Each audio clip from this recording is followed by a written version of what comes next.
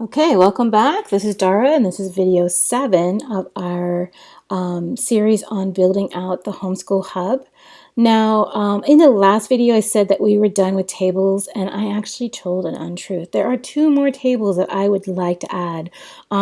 These tables are more informational. They're not necessary to the underpinning of the school, but we might as well put them in. So the first one is going to be our calendar table. So I'm going to go backslash calendar.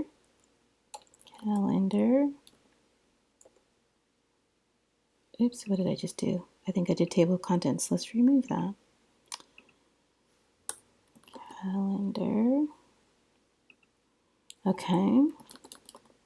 Now, the thing about the calendar in Notion is that it's actually not quite mature enough. It's not what I would use for my everyday calendar. There's no ability to put in repeating events, and there's no ability to sync with other calendars. So for instance, for work, I use Outlook.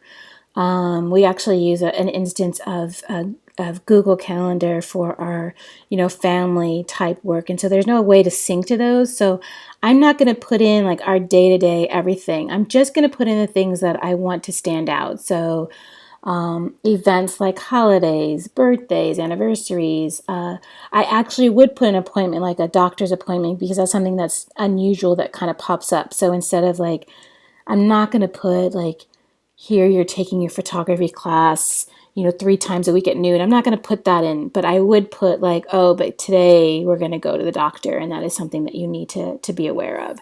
So let's go ahead and put in some events to show how that works. I'm going to start with here Labor Day. So just add. Okay, and I'm going to put for tags here out of the office. So this way I can just know by quick glance that it's a day off where I'm not working. So to show that, I'm going to go ahead and put the property and say to turn on tags. Okay. And just so you can see that this also, it's just a regular table. So I'm going to go ahead and create this new view, and you see here's that same table view we've been working with. So all of these things could be created as a calendar, but it just doesn't make sense because they don't have due dates or dates assigned to them. Maybe, we did do a due date for assignments. So maybe I might want to employ that due date and look at the assignments table as a calendar. So let's go ahead and, let's make this due tomorrow just so we can see that.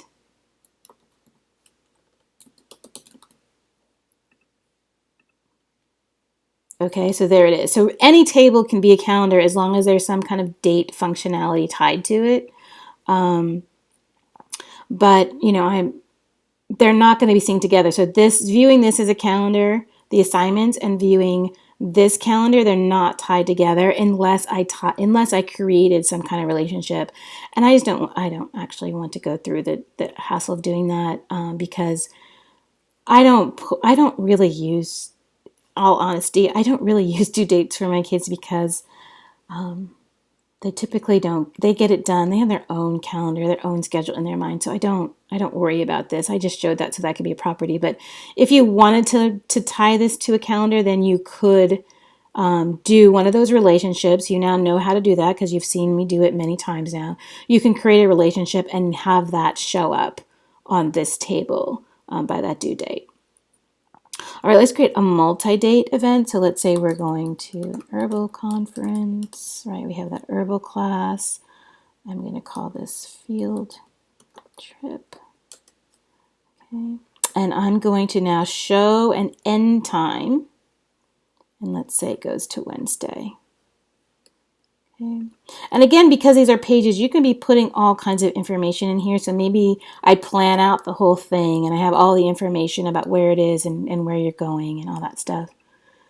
Now let's go ahead and put an instance of a doctor's appointment so that you can see something with a time. So I'm going to turn on include time, and let's make this 2 p.m. Okay, and here you can see it shows it's going to be 2 p.m. Okay, so that's kind of how you can be using this calendar functionality, and then of course you can use see it in the other views as well. Okay, and then it just count, you just go in month by month. So that's the other thing. There's no week view, there's no day view. It's just monthly, and so so it's not mature yet, but it's enough to kind of get your school started. The other table that I want to do is I'm going to do a gallery table. And the reason I'm doing this mostly is so that you can see what a gallery table looks like, and how that can work. And I'm going to call this resources. Okay. And then for this, I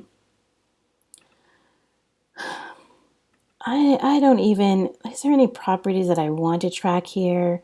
You know what I mean? Maybe tags is enough, so I can say like, yeah, this is about, photography. This is about cooking. This is about, so maybe I will leave like a little ability to tag things so that we can filter and sort on that. But otherwise, that's all I need is like when it was created. Maybe you can put something like a favorite and use a checkbox option. Okay. And then for a gallery, so let's I'm going to pause real quick and find something that we can pull into the gallery that might be fun. Okay, so I'm going to use this this site. They've got some kind of, guide to wild edibles. It's a book review post, okay? And so again, I'm going to use that Notion plugin. And this time for the page, I'm going to use that resource. Save. Okay, and then when I come, so here it is. Let's go ahead and delete these other records. We don't need it. And then what's nice is it's picking up the content of the page. So if we open the page, we'll see that there's this nice little image here at the top.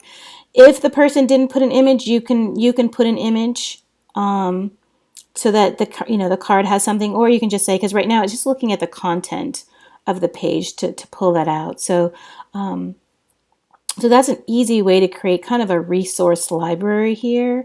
Think about it as like, it's like a Pinterest, right? So I'm just going to create a random one, and call it like beeswax wrap. And maybe I have some content in here, but the reason I'm doing this is I want to show like the difference between seeing the content and seeing the cover as an item.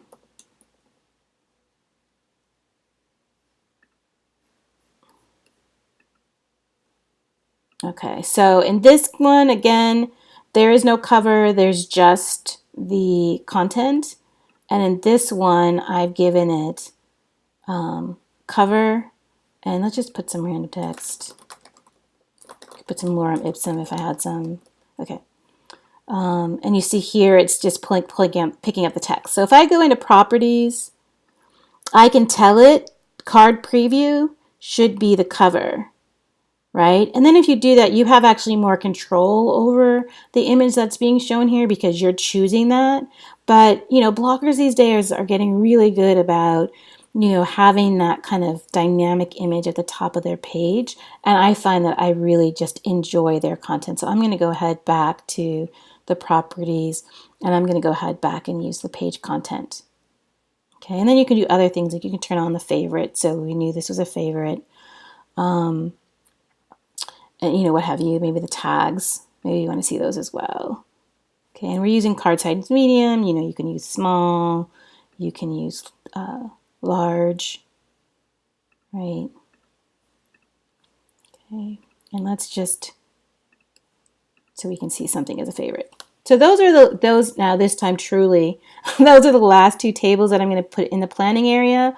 I really, as you see, I like to have all of my tables, the base table together in one area, and then I'm going to push them out to where I want them to live to make the homeschool actually easy to navigate. But this way, everything lives here, and I don't have to worry that I'm missing anything. So that's it for this video. In the next video, I actually will come back, and we're going to do some nice layouts and make this a great workable, usable space for our homeschool. All right, stay tuned. Bye.